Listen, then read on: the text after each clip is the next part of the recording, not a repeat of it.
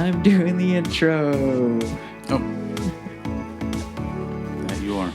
Unique Noise presents Who Are You? Where we interview you and get to know you on a deeper level with your hosts, Joel and Sam. And we're going to be talking about my dad and my brother a little bit. And what else are we going to talk about, Joel? Something about commuting in a certain way with cycling. Yeah. Bicycles. And I'm sure we'll talk about some other stuff too. Some other stuff sprinkled in there. All right. And we got a nice little quote here by my good old pal H.G. Wells. Do you know what the H and G stand for? Hot diggity dog. Nope, that's not it. Not just hot guy.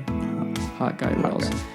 And the quote is, "Every time I see an adult on a bicycle, I no longer despair for the future of the human race." And you know what that means, Joel. No, I don't. But Ride I guess what it means. a bike. Yeah. I guess. I don't know. H.G. Wells Ride a seems- bike and you save the human race by... H.G. Wells kind of comes off a little bit like an asshole here, telling people that they should be riding bikes and stuff. I'm not going to ride a bike. Fuck you, H.G. Wells. You should. It's fun. Woo! Here we are. Let's let's get right into it because you know There's a few changes, but time- minor. Time is money. So we're no longer doing the hobby is We just ourselves. passions. Yes. But we're gonna start doing fun facts now. So I guess we'll probably still do hobbies and whatnot, but it's the same thing though. It's kind of like same-ish. a fun fact about you can be a hobby, interest, or passion. Yeah. However, we're running short on those options between the two of us. So we're going to start sharing fun facts. My fun fact today is that I currently am employed with my younger brother and my father. That's what I do for work. It's not that fun of a fact, but anybody who doesn't know what I do for work, I guess, there you go. Yeah. It is an interesting fact for sure. Not many can say they work with family members. Well, we don't bring it up either, though. We're all Yeah. very professional about it. So I'm like, hey, talk to Mike. Hey, talk to Miles. Not like, oh, let me put you in touch with my brother. Let me get you in touch with my dad. Yeah. Cool. Well, fun fact for myself would be I commute via bicycle every now and then, whether it's here, which is probably not the furthest I've commuted, but it's about as far as I usually go. How long does it take you to get here? About, I'd say like anywhere from 50 to an hour, depending on lights. But yeah, I think it was a 20-mile round trip. Are you getting good like exercise out of that, you think? Oh, yeah. Yeah? Yeah. Well, I mean, going up this way is uphill, so just doing that in general. Even though, like, it's an e-bike, like, it's just... I can put the pedal assist to the lowest part and then put it on the higher gear, and I get a good enough resistance on it. Yeah. Well, it's heavier than a normal bike. Yeah, definitely heavier than a normal bike. Nice. But yeah, that's me fun fact. Nice. So, what's the most traumatic thing that's ever happened to you? Or, what's the worst thing that's happened to you lately? Yeah, like I said in prior episodes, I don't have any more trauma. One of the worst things? More I've seen it happen than I'm a part of it, but I think, what was it, maybe 2 days ago? It was either Sunday or yesterday. As I was biking, I come across like a huge group of bicycles going the opposite direction of that bike road. Mm-hmm. And there's a bunch of kids, like, just taking up the whole fucking both lanes. Nice, so biker gang. I'm like, all right, whatever. Don't crash into me. So I'm like biking, going a decent speed. I wouldn't say because I'm not biking to like pedal straight through them and plow through them. I'm Right. like, just in case someone fucking does some shit, I'm biking slow enough to where I can maneuver out of it. We're gonna have to start giving you weapons. I don't think Right? some defensive weapons. Most of them do end up moving out of the way. There was one fucking small ass kid that just like wanted to play chicken. He was like, "Not today. I'm not moving. Not today." I'm like, oh yeah, neither am I. He ended up moving, but I'm like you're on. Stay on your side. You know, it's a 2-lane thing. Like, figure out how that works before you start driving. But yeah, like I said, I've seen that a bunch of times on like Instagram and shit too, where it's like these cyclists like end up grouping up all together and just taking over a road. Oh yeah, we got a biker gang over here. I've been stopped on my way home before because they're riding in the streets. Yeah. It's probably the same one. On bicycles. Like, there's like 4 or 5 kids, and it's like... Oh, no. This wasn't 4 or 5. This was fucking 20 plus. It was a large group. Gotcha. It was one of those, like, questions like, how many can I take on before I get tired? Type of deal. Because I know if I crash into one of these, they're going to blame me, and then they're all going to surround me. And you're an adult. And I'm an adult. You will be charged very differently. Yep. I mean, self-defense is self-defense, but at some point it's like, I have to either tire these guys out or I'm going to die. So what'd you learn from that? How do you grow from that? You can't really grow from it other than... Just avoid the roads. Don't. Oh, like I said, it was a cycle road that I fucking take, so yeah. It wasn't like no cars there. So just be mindful of it. Like, be ready for anything for sure. Get a blowhorn. Yeah, something. Or like not a blowhorn. Is that a foghorn? What are they called? There is a foghorn. Yeah, those little canned... That's an air horn. Yeah, air horns? Okay. Yeah. Or a megaphone. Yeah, megaphone I think is the other thing you were probably thinking, but that's you're holding it up. Yeah, that you could talk to them Yeah. from a distance away. Mm-hmm. Get out of the way. Get you a little light to put on your head. Little blue and red light. Yeah. Oh, that's a good segue into our sponsor today, which is Joel Cop. Patrolling the bike lanes of America. Yeah. Telling him, don't you dare do that.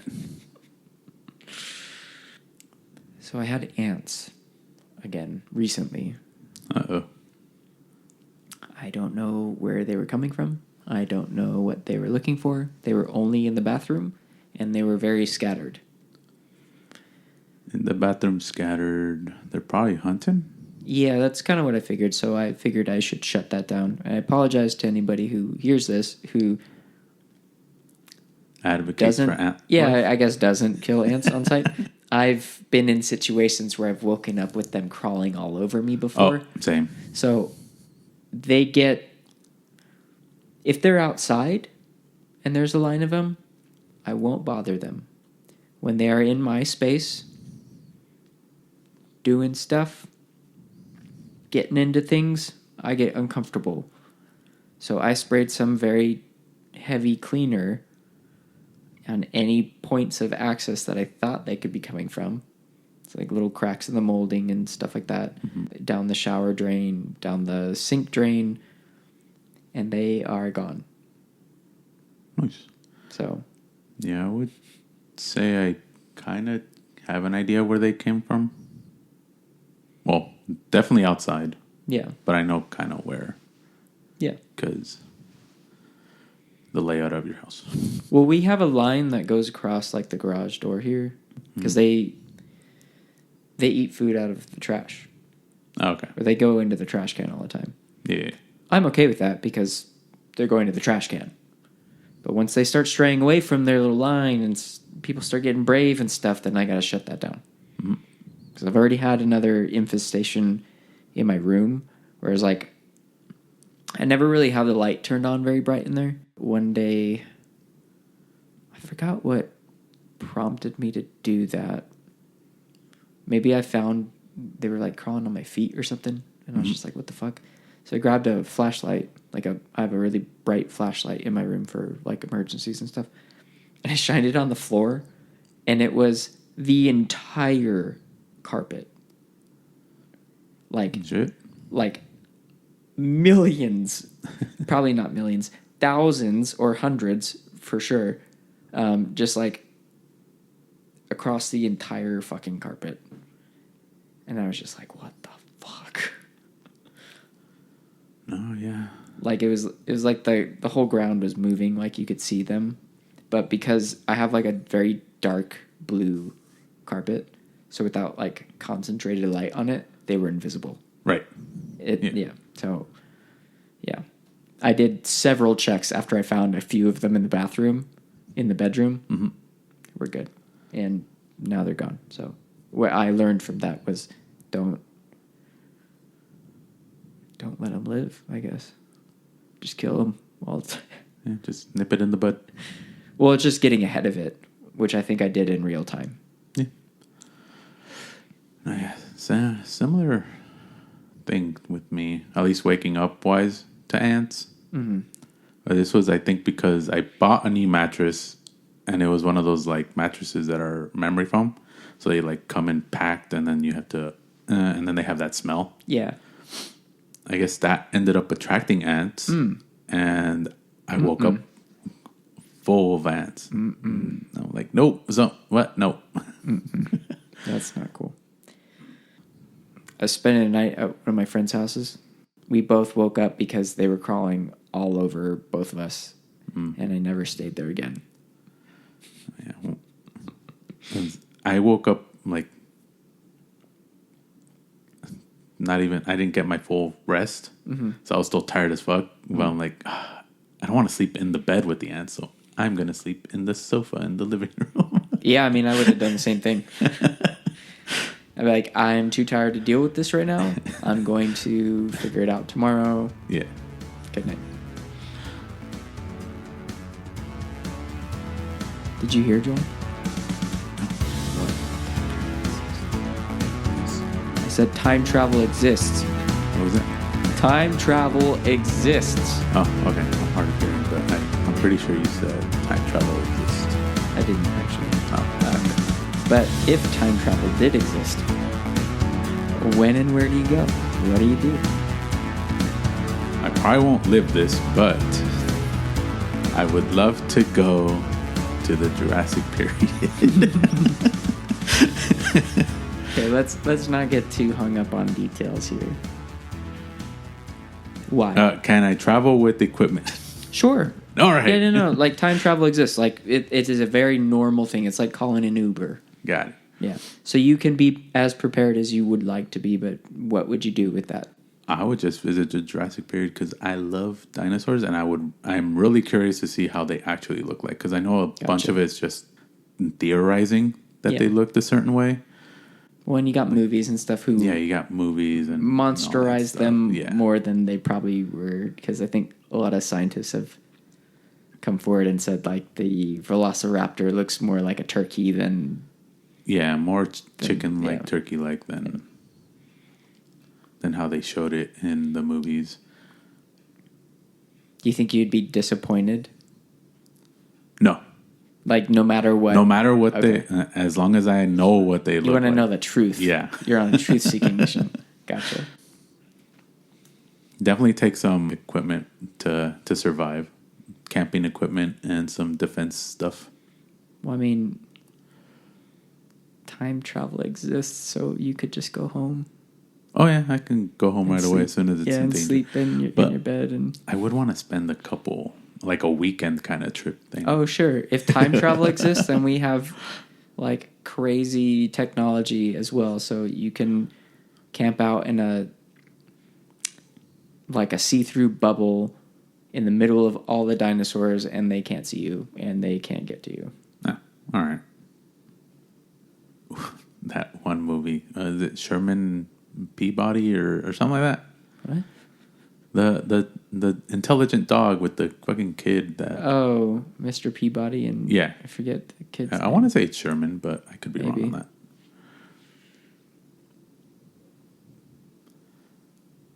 Because they traveled in a little, at least in the movie, like the latest movie. It Yeah, was it was Mr. Peabody and Sherman. Yeah, you're right.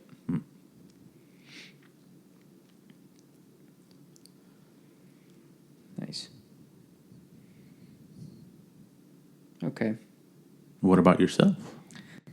So I was thinking about this question already because we're repurposing it, and the first thing that came to mind, which is just what I'm going to share now, because anything else would feel fraudulent. I would travel back in time. Well, two things. I would take my mom at her current age and myself at my current age to have dinner with her mom. Because her mom died when she was probably in her 20s or 30s. Probably in her 20s, I think. So I just think it would be... Oh, so your grandma died in 20s? Correct. Okay, no, okay. In my mom's 20s. Okay, so your mom was 20. Yes. So like 20, I was very young. Okay. So like I don't have like a ton of... I only have like very, very, very few memories of her specifically.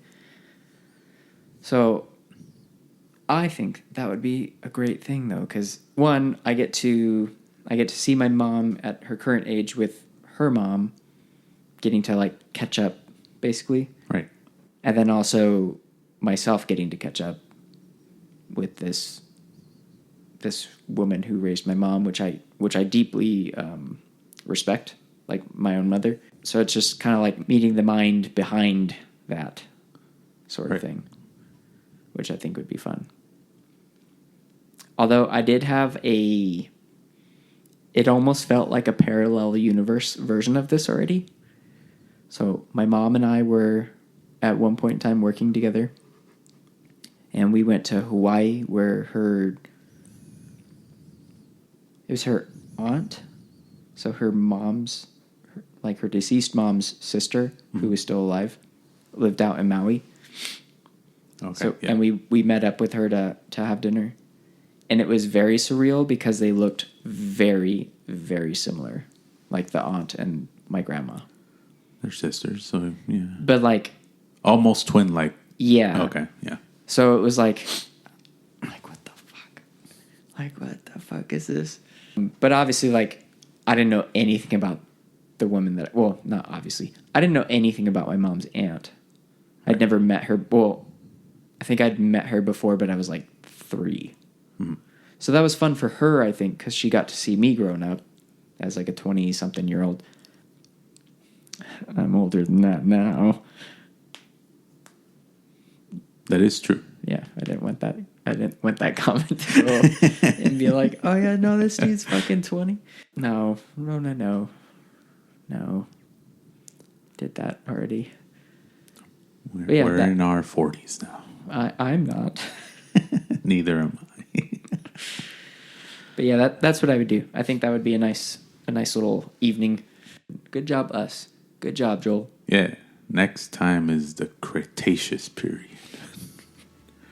See all the dinosaurs. Okay, well, you can't say it now because now everybody knows what you're going to say next week, and that ruins the question. It does.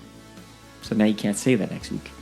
I'll say it now. Don't say what you're going to say. All right, Joel, what you got in that bowl? Some topics.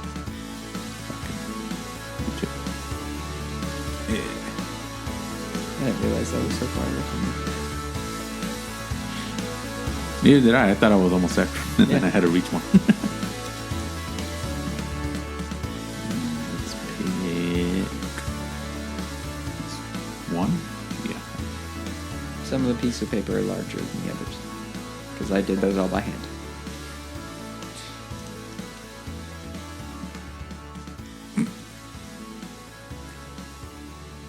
All right. Our topic is religion. Have we not done that already? That was our first episode. Well, sorry, not this first episode, but our past life first Our episode. origin episode. God damn it. Which is a great segue into religion. How do we want to talk about this? Yes. I got a thing. I got a thing. I would like to discuss why it's all basically the same thing and nobody talks about that. In terms of different religions being about something in specific. In terms of organized religion in this world right now, most, if not all of the things that are being taught through religion are the same between all of the religions. However, there is always this sort of us versus them kind of mentality. Right, which is some of the reason why wars exist, is more or less a religious war. Yeah, politics and religion. Yeah. I guess I just want to rant about how ridiculous that is, because all of the religions kind of teach their followers the same thing, where it's be kind to one another and like don't kill people and don't steal from people. And so the basis of religion is basically to give a guideline of how to be good. Right. And what awaits you in the afterlife kind of thing. I feel like most... It's a do this and you will be rewarded with this. Correct. But for the most part, there's the extreme side, which takes it a bit step further, and it's like we need to convert as many as we can. Okay, right there, that's the problem. Yeah. That's the money talking. Mm-hmm. The church that you went to growing up, because you did go to church growing up, right? Yeah. Okay, was the church that you went to, was it like extravagant? Was it nice? Was it like, no. You're like, oh, I really like this place. This is really fancy and really cool. It was small. Yeah. It's a small place. Small and kind of reverent. Yeah. I would imagine.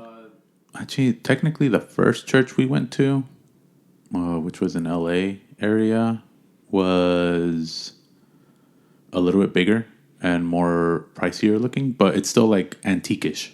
Right. Not like, oh, this is new. It's old. Yeah. It's an old building built with old materials. Yeah, it was an large building, but... It probably still looked nice because it was built correctly, but it was also probably... And maintained. But it felt old, and it was very obvious that it was old, right? Yeah. Yeah. Okay, another question. Did the people who were running that church, were they getting paid for it? The one where I did my first communion and everything, the head priest had a house there, a small house, but a house there. So he lived there. But he didn't get paid outside of his means, clearly, if he was living on the grounds. Yeah. Yeah. I can back a religion like that, I think, a little more than the religions where it's their job. Because now we're talking about money. Now we have another reason why this person is in charge, or this person is telling us what to do, or this person is doing whatever that they're doing because they're getting paid to do it. Mm. It's like, oh, well, I want to live like you. And it's like, well, you can. You just got to do this stuff. But I'm getting paid to tell you all this stuff. That's when I start to get a little... They become more of... They're salespeople. No. The other term, the motivational speakers. Yeah. Because I've been to like those stadium rock Christian churches and stuff too. Mm-hmm. And those, I'm like, yeah. I have never been there. You feel good when you're there because it's like you're at a concert, but not everybody's like, the energy in the room is much more calm than like, let's say your average concert or show, right? Mm-hmm. And everyone's singing, everybody's kind of vibing and stuff on the same level. And it's like, yeah, no, it feels good, but I feel like scientifically designed to be that way. It's like you take how you feel at a concert and you put it into church. It's like, well, yeah, you're playing like Scientology. Yeah, you're playing loud music that is pleasant, and you're singing about good things or whatever, right? Which is also pleasant. And everybody else in the room is having a good time. Mm-hmm.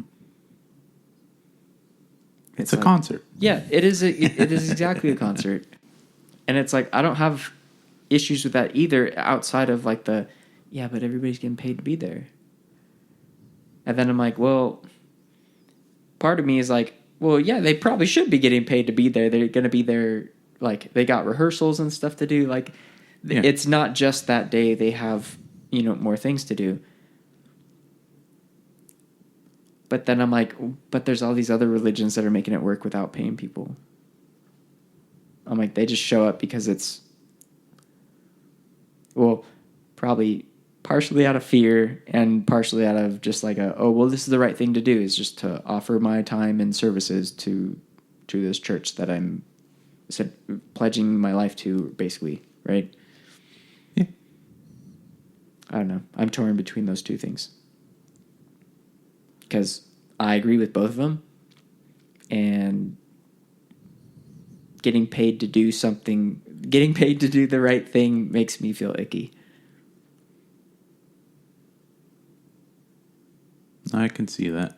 Yeah. But yeah, for the most part, like I said, I don't practice it as much. And I like, even when I went to church, it was more like I went because my parents were going. Right. And they weren't going to leave me at the house alone. As I feel like most people's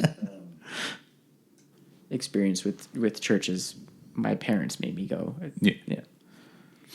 I would probably still continue it, but I would have to know more about it, because I half-assed like paying attention there. Like, I know some of the stuff, but I don't know all of it. Never went to like any of the Bible study stuff that you technically are supposed to be going through, especially like when you're younger, to really like discuss it. And like, essentially what I at least know about Bible study is you read a portion of the Bible, and then you discuss it amongst like peers, and like, this is what that means to me, and like that actually means this, or blah blah blah blah blah, kind of like discussing that passage. And sure. I never went through all that, so technically I've never read the Bible.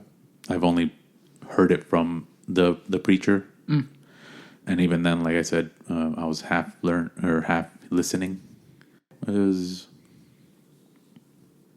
not really ingrained in me, is what I would say. But I did grow up around it. So the community portion, like family stuff that we did, like Christmas, Easter, any of those religious holidays, like, I love doing that. That was fun. That's pretty much what I have to say about the religion side of that. Is like, for my aspect, it's, especially from what we're discussing, is basically like, the religion is good. Well, any religion is good as long as it's set in take this as a guideline how to live your life. Correct. No matter like, do this and you'll get to heaven, or do this and you'll like be reincarnated, or whatever the religion is.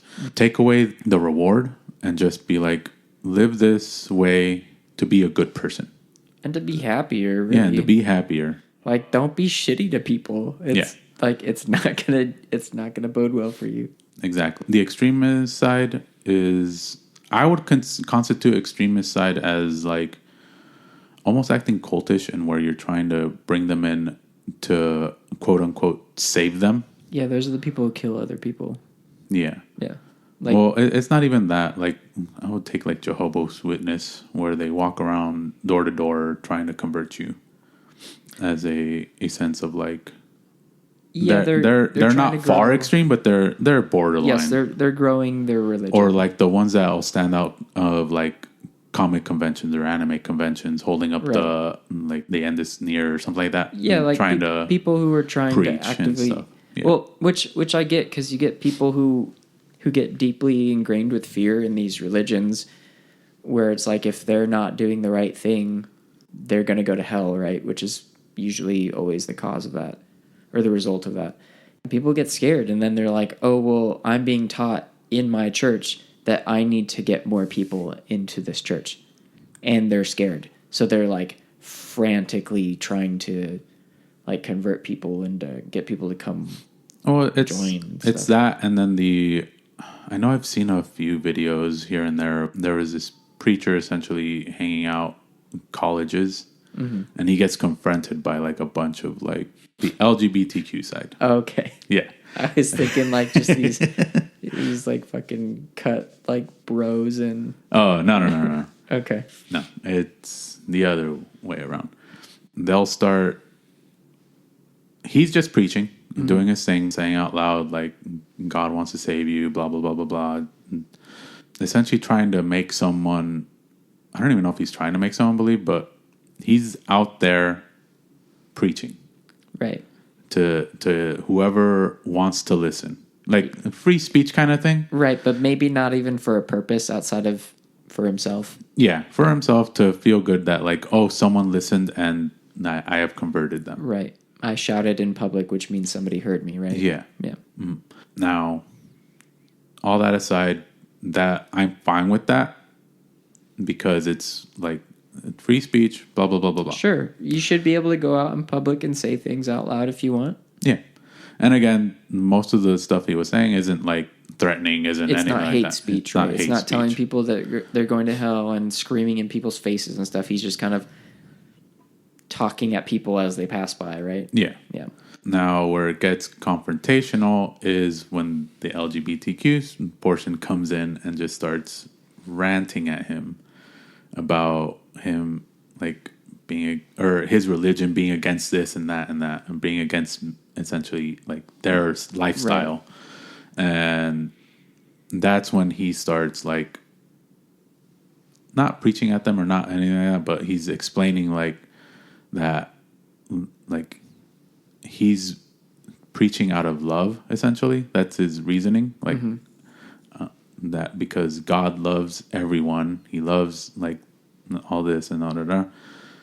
And then it gets really confrontational. Like he starts saying what he believes is correct, like the he, she, and blah, blah, blah, to essentially a female who identifies as he, pronoun wise. So she gets, or we'll say he gets triggered by that, by him calling her. It's so confusing when it's done this. Well, it's confusing to talk about it in those terms, but basically he misaddressed a person. Yeah, right? And they start getting into it because fucking happens. Yeah, and all he's saying is like, if God made you this way, He intentionally made you this, right? And for you to change that is going against essentially God. And again, in his beliefs, like he's again not trying to be confrontational. He's just trying to like just say, "This is what I believe." You only know what you know. Yeah, and what he's been taught is one thing, and what this other person that he was talking or having a confrontation with believes other things. Yeah, that's fine. There's the meeting people halfway though, where it's like, oh well, I shouldn't be expected to learn new things because I wasn't taught that growing up. I was taught this. It's like that's nice. Well, this is a thing, though. So it's just like, just ask what's your preference on pronoun. Yeah, it's a very simple question. For me, again, that's the portion where it's like, yeah, he's now trying to like push a belief where technically it's two people trying to push a belief. Because now it's also like that person who got misgendered is trying to now push that belief, what she believes. Right. To the person that won't believe. So it becomes the whole like what you're saying, at least meet in the middle kind of thing. Right. Like, all right, cool, you believe this, I believe this. That's fine. Respect it and leave. Like you don't have to stay in a conversation. You don't have to talk about anything together. I would imagine he was probably feeling a little defensive, the preacher, because he was more. At least he was more calm, collected. Well, he type, got quote where it's unquote like, attacked. Yeah. Right. So then, being any attacker is going to usually pull out the defensive behavior on whoever is being attacked. Right. And I'm saying that in quotation marks because I don't think that's necessarily an attack. But anytime that we feel attacked, usually you defend yourself. Right. So then his defense is, well, this is what I know. Right, because he's willing to die for his beliefs over here. So he's like, this is what I know to be true. Yeah. As told to me by the church. He's like, I'm not basically I'm not interested in hearing anything else because the church has already told me like the devil's going to try to trick me. So it's like I already know what the truth is. I'm on the straight and narrow here. Like you can't sway me. Mm-hmm. However, somebody coming into that and being like, "No, but you're trying to tell me that I don't matter as a human being," and he's like, "I didn't say that, but like God loves you as a person, but also you can't be saved if you're doing the things that you're doing," and it's like, okay.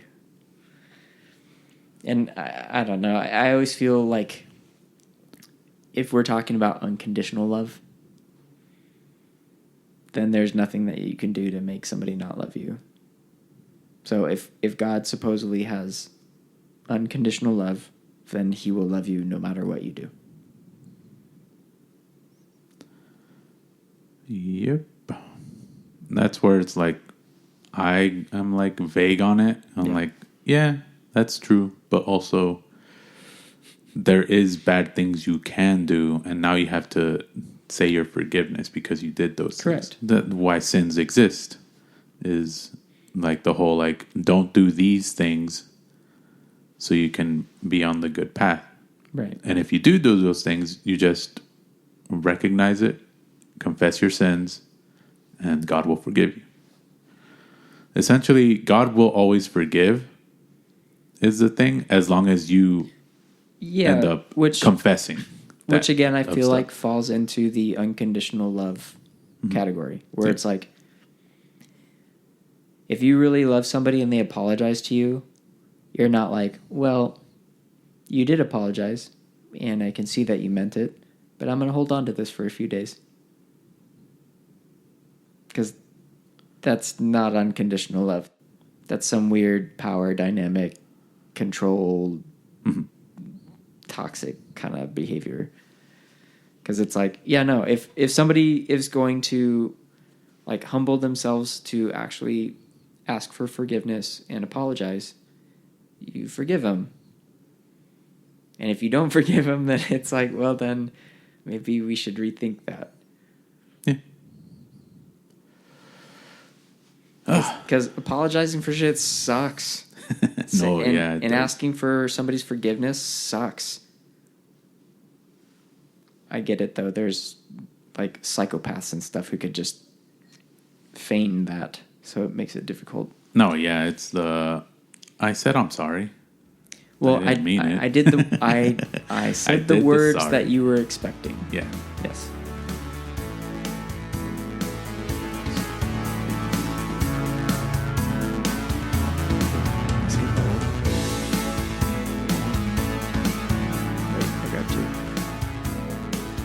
So tell me about a time or event in your life that changed you as a person. It changed me as a... Oh. That one's easy. When I got in trouble for bullying. I forgot, yeah. You're a bully. Yeah. Not the intentional bully, but it was the unintentional bully. Gotcha. Because, again, young kid thinks that what he's doing is okay, and then he hurts someone and is like, oh, that's not okay. Oh, it's not okay to punch people in the face like tirelessly? Oh, yeah, it wasn't a punch, but it was definitely a push to where they fall and Gotcha. And hit their head. That would have been the one thing that changed the course of me life. So that just changed you from pushing kids to fall on their heads to not pushing kids to fall on their heads. Because who knows? I could have just kept bullying people without... I think that's a good lesson. If you could instill one of your habits onto me, which one would you choose and why? I was literally thinking about this earlier. Not to you specifically, but I was like, I need another me. It was a habit that I instill on you? Yeah, a habit. Okay, so playing music every day. And I would use that very selfishly. To build a band. Yeah, to help me out. Well, because I struggle a lot with, general decision-making, period. I mean, I'm down to learn music. I've played el piano and el sax. I mean, if you know one of those two. If you know how to play the piano in this day and age, you can play any instrument because that's what the keyboard's for. It mimics all types of instruments.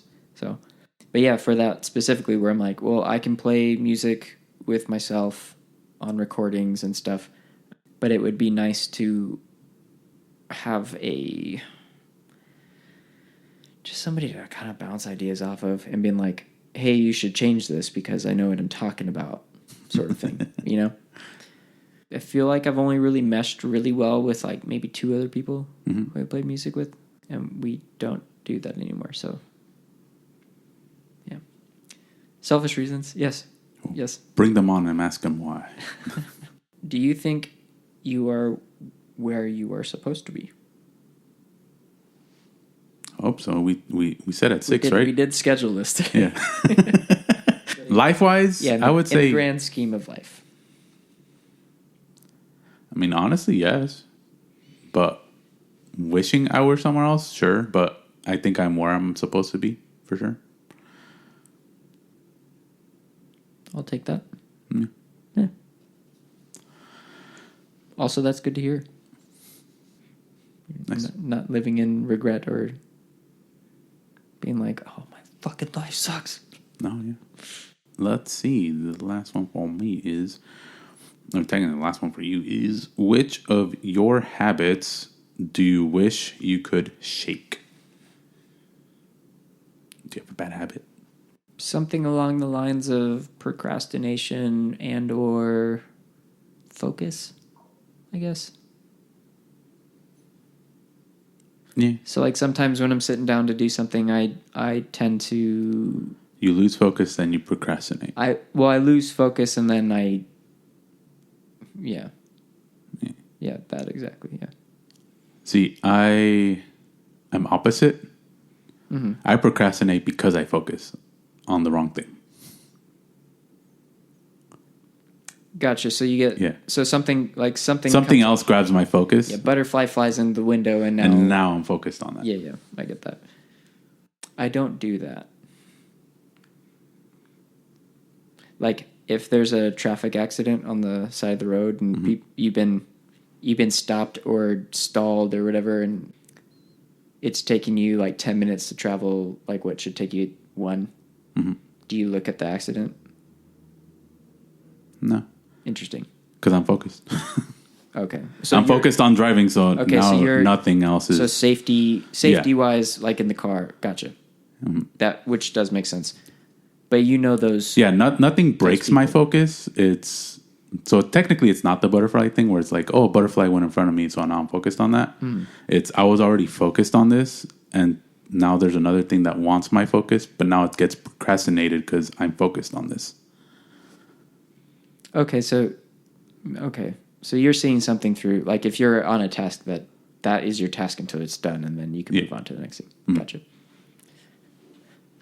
Gotcha. Yeah, but yeah, so... To the point where it gets procrastinated, and sometimes it just falls off my radar.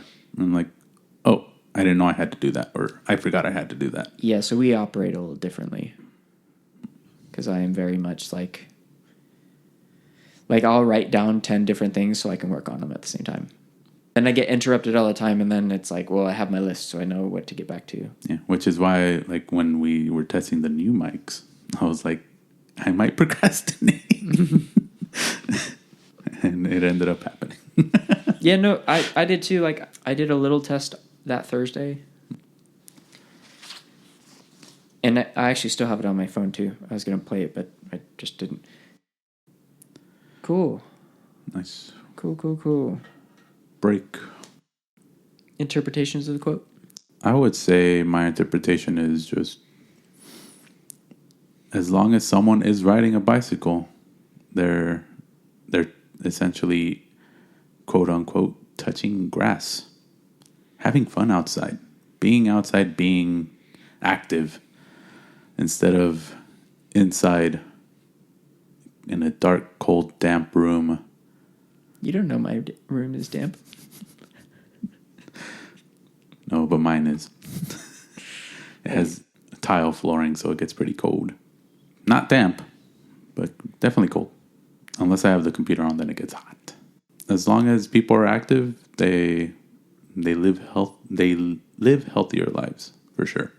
Whereas, like I said, if you just stay in your room, even, like let's say you're not being active, because technically active is also just on the computer. It's not as active because you're not circulating much blood, but you're still doing something actively. Yeah. The difference between like being active and exercising. Yeah.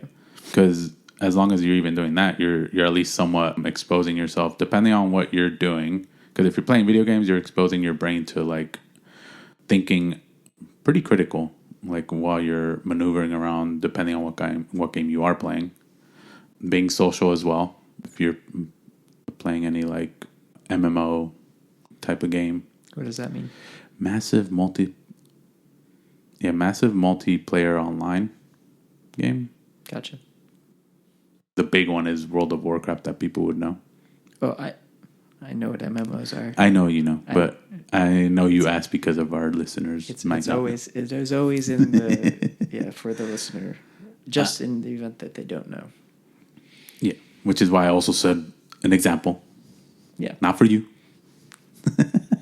That is a form of activity to do. So again, just being active is essentially a way of like cool thing that humanity is at least still being active and not shut out, not being social, not being healthy and all that stuff. Like there's still hope, right?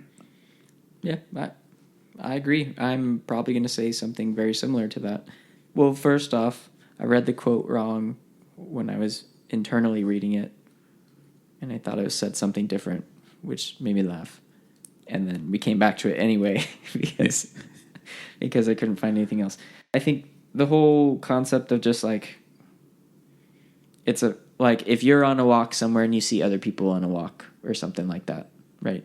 So maybe not even on a bicycle, but just seeing other people who are taking in their environment and like breathing in some fresh air and exercising, like getting your heart rate up just a little bit.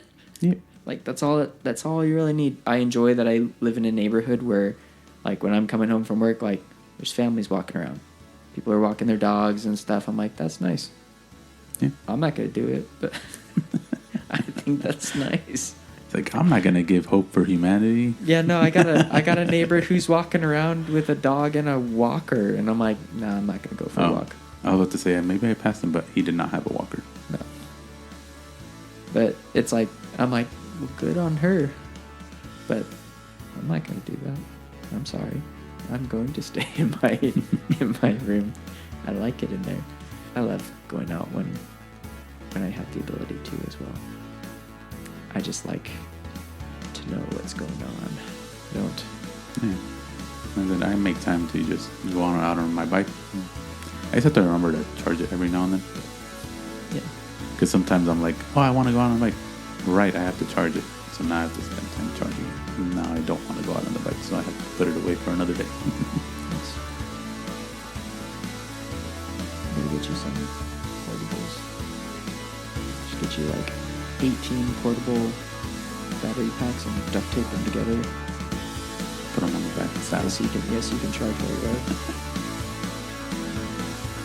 I mean, I could just buy a solar panel thing. Just put it back there. Yeah. Solar charge it while I'm riding.